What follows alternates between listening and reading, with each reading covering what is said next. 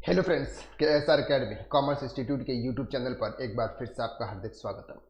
Friend, GSTR 9 and GSTR 9C क्या है, ये कब फाइल करना है, किसको फाइल करना है, ये आज हम इस वीडियो के अंदर कवर करने वाला।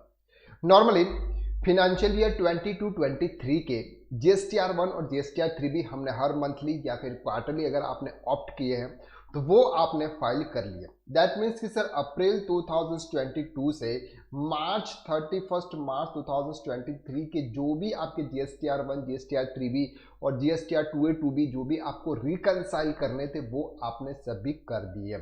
अब सर इसका फिनेंशियल ईयर 22-23 का एक और रिटर्न फाइल करना बाकी है जिसका नाम है GSTR 9।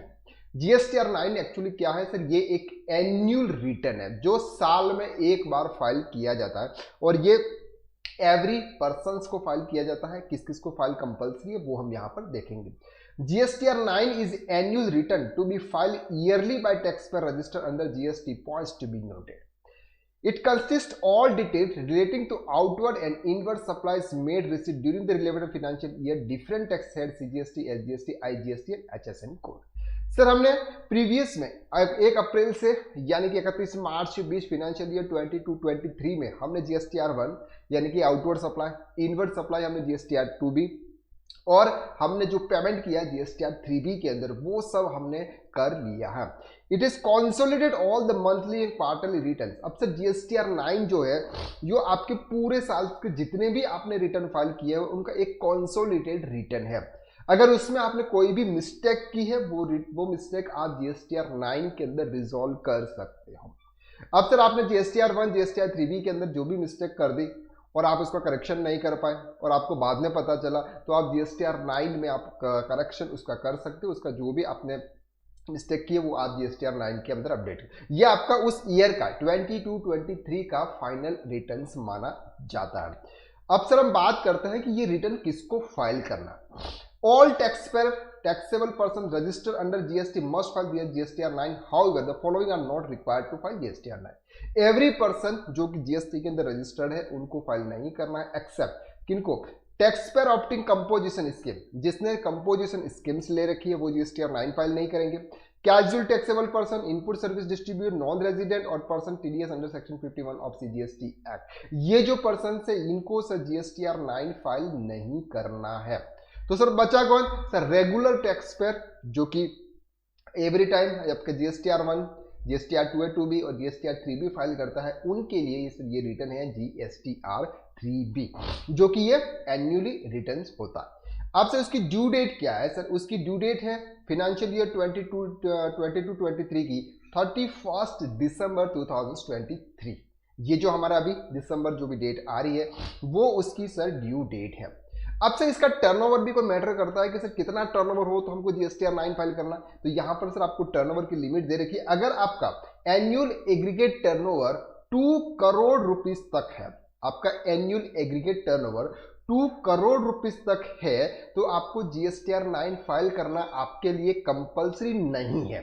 ओके और अगर आपका टर्नओवर 2 करोड़ से अबोव है तो आपको GSTR 9 फाइल करना आपके लिए कंपल्सरी है। जो भी GST के अंदर जो डिटेल्स है वो डिटेल्स आपको फिलअप करना कंपलसरी है। अब सर यहाँ पर बात कर रहे हैं कि हम 2 करोड़ से नीचे है हमारा, लेकिन हमने कोई मिस्टेक की है और हम उसको रिजॉल्व करना चाहते हैं, उसको चेंज करना चाहते हैं तो आपको फिर GSTR 9 फाइल करना पड़ेगा। क्लियर है यहाँ तक? तो 2 करोड़ रुपीस तक अगर आपका टर्नओवर है तो आपको GSTR 9 फाइल नहीं करना, लेकिन अगर आप चाहते हो कि हमको फाइल करना है तो आप कर सकते हो। और GSTR आपका 2 करोड़ से ऊपर का अगर आपका एग्रीगेट एनुअल टर्नओवर है तो फिर आपको सर GSTR 9 कंपल्सरी फाइल करना है। ओके अब बात करते हैं sir what is GSTR 9C।